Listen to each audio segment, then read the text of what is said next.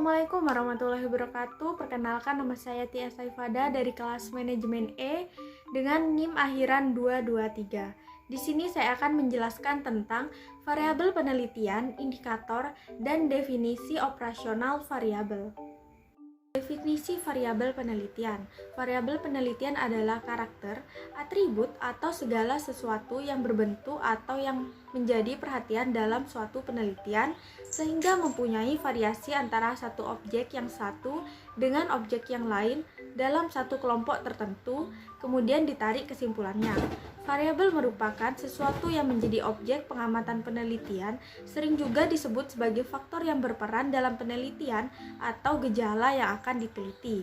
Menurut Sugiono 2019, variabel penelitian adalah segala sesuatu yang berbentuk apa saja yang ditetapkan oleh peneliti untuk dipelajari sehingga diperoleh informasi tentang hal tersebut, kemudian ditarik kesimpulannya. Adapun kegunaan variabel penelitian yaitu yang pertama, untuk mempersiapkan alat dan metode pengumpulan data. Yang kedua yaitu untuk mempersiapkan metode analisis atau pengolahan data. Dan yang ketiga untuk menguji hipotesis. Variabel penelitian yang baik yaitu yang pertama, relevan dengan tujuan penelitian. Yang kedua, dapat diamati dan dapat diukur. Yang selanjutnya yaitu jenis-jenis variabel.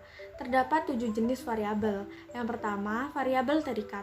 Variabel terikat atau dependen atau disebut juga variabel output, kriteria atau konsekuen adalah variabel yang dipengaruhi atau yang menjadi akibat karena adanya variabel bebas.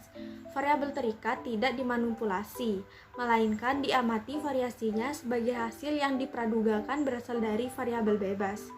Yang kedua, variabel bebas. Variabel bebas atau independen adalah variabel yang diduga sebagai sebab munculnya variabel terikat. Variabel bebas sering disebut juga dengan variabel stimulus atau prediktor. Variabel bebas adalah variabel yang mempengaruhi atau yang menjadi sebab perubahannya atau timbulnya variabel terikat. Yang ketiga yaitu variabel moderator. Variabel moderator merupakan variabel antara, adalah sebuah tipe khusus variabel bebas, yaitu variabel bebas sekunder yang diangkat untuk menentukan apakah ia mempengaruhi hubungan antara variabel bebas primer dan variabel terikat. Variabel moderator adalah faktor yang diukur, dimanipulasi atau dipilih peneliti untuk mengungkapkan apakah faktor tersebut mengubah hubungan antara variabel bebas dan variabel terikat. Yang keempat yaitu variabel kontrol. Variabel kontrol adalah faktor-faktor yang dikontrol atau dinetralkan pengaruhnya oleh peneliti karena jika tidak dinetralkan diduga ikut mempengaruhi hubungan antara variabel bebas dengan variabel terikat. Variabel kontrol berbeda dengan variabel moderator. Penetapannya suatu variabel menjadi variabel moderator adalah untuk dipelajari atau dianalisis pengaruhnya, sedangkan penetapan variabel kontrol adalah untuk dinetralkan atau disamakan pengaruhnya. Yang kelima yaitu variabel intervening atau antara. Variabel intervening adalah faktor yang secara teorik mempunyai pengaruh terhadap variabel terikat, tetapi tidak dapat dilihat sehingga tidak dapat diukur atau dimanipulasi. Pengaruh variabel intervening terhadap variabel terikat hanya dapat diidentifikasi berdasarkan pengaruh variabel bebas dan atau variabel moderator terhadap variabel terikat. Pengertian variabel intervening menurut Sugiono 2007 bahwa variabel intervening adalah sebuah variabel yang secara teoritis mempengaruhi hubungan antara variabel bebas atau independen dan variabel terikat atau dependen menjadi hubungan yang tidak langsung dan tidak dapat diukur dan diamati. Yang keenam yaitu variabel diskrit. Variabel diskrit disebut juga dengan variabel nominal atau variabel kategori karena hanya dapat dikategorikan atas dua kutub yang berlawanan yakni iya dan tidak. Dengan demikian, data penelitian dengan variabel diskrit merupakan penanda kategori yang tidak dapat dioperasikan berbentuk penambah, pengurangan, perkalian, atau pembagian. Keberadaannya terbatas pada penentuan sebagai frekuensi. Yang ketujuh yaitu variabel kontinum. Variabel kontinum berarti variabel yang memiliki jenjang atau tingkatan. Terdapat beberapa jenis variabel lainnya dalam variabel kontinum, yaitu variabel ordinal, variabel interval, dan variabel rasio. Identifikasi variabel penelitian. Dalam suatu penelitian, variabel perlu diidentifikasi, diklarifikasi, dan didefinisikan secara operasional dengan jelas dan tegas agar tidak menimbulkan kesalahan dalam pengumpulan dan pengolahan data serta dalam pengujian hipotesis. Tujuan identifikasi yaitu yang pertama untuk mendata variabel-variabel yang ada dalam penelitian dan yang kedua untuk menetapkan variabel-variabel utama yang akan dibahas. Klasifikasi variabel penelitian.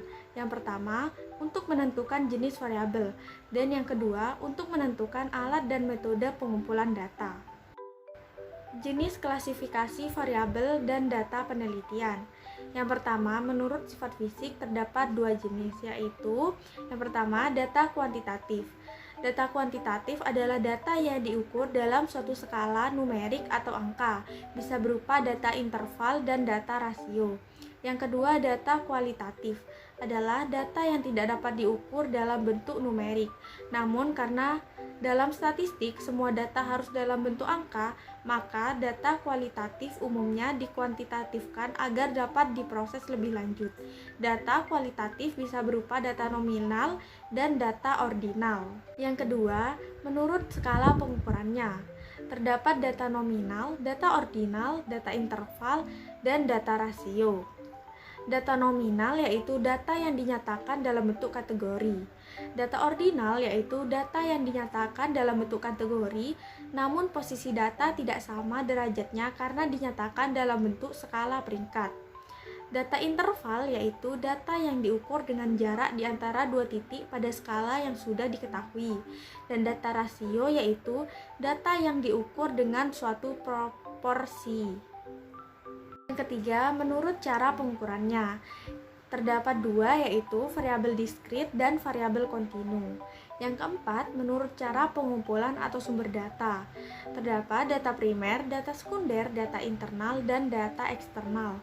Data primer yaitu data yang diperoleh dengan survei lapangan yang menggunakan semua metode pengumpulan data original. Data sekunder yaitu biasanya telah dikumpulkan oleh lembaga pengumpul data dan dipublikasikan kepada masyarakat pengguna data. Data internal yaitu berasal dari dalam organisasi, dan data eksternal yaitu data yang berasal dari luar organisasi.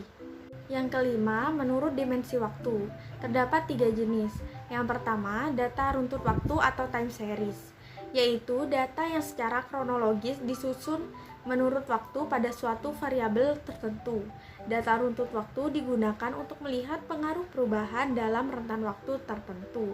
Data runtut waktu dapat dibedakan menjadi data harian, data mingguan, data bulanan, data kuartal, dan data tahunan.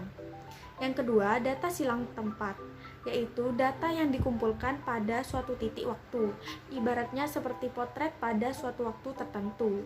Data silang tempat digunakan untuk mengamati respon dalam periode yang sama, sehingga terjadinya adalah antara pengamatan. Data ini biasanya lebih sesuai untuk mendukung pembuktian dari perilaku individu, perusahaan, atau wilayah. Yang terakhir yaitu data polling, adalah kombinasi antara data runtut waktu dan data silang tempat. Definisi indikator. Indikator didefinisikan sebagai variabel-variabel penelitian yang dapat menunjukkan ataupun mengidentifikasi kepada penggunanya tentang suatu kondisi tertentu sehingga dapat digunakan untuk mengukur perubahan yang terjadi.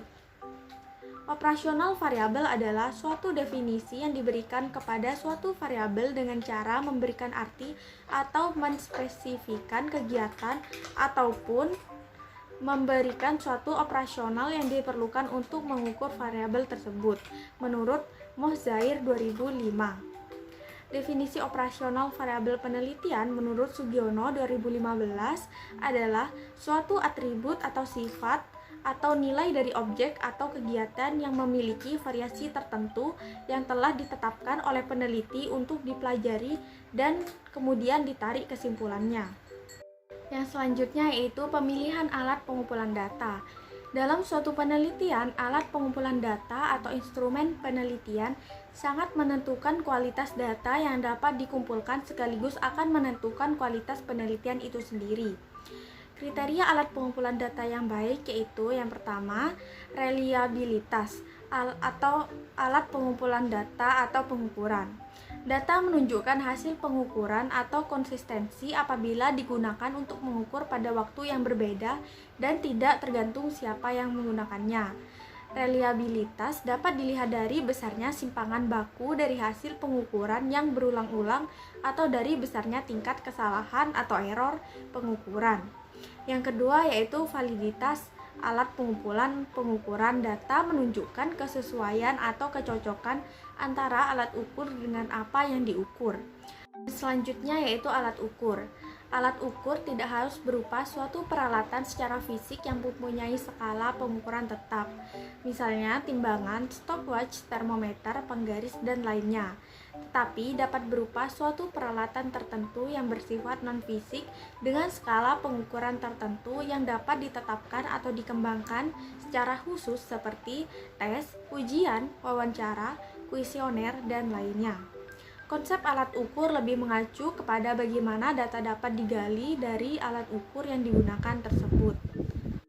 Pertimbangan pemilihan alat ukur yang pertama yaitu kesesuaian dengan variabel yang akan diamati. Yang kedua, kualitas alat dari segi reliabilitas dan validitas. Yang ketiga, biaya pengadaan dan pemakaian. Yang keempat, penggunaan alat. Dan yang kelima, tingkat kesukaran pemakaian. Adapun faktor pemilihan rancangan pengolahan data yaitu yang pertama, tujuan dan jenis penelitian. Yang kedua, model atau jenis data. Yang ketiga, taraf atau tingkat kesimpulan. Cukup sekian yang dapat saya jelaskan, kurang lebihnya saya mohon maaf. Terima kasih. Wassalamualaikum warahmatullahi wabarakatuh.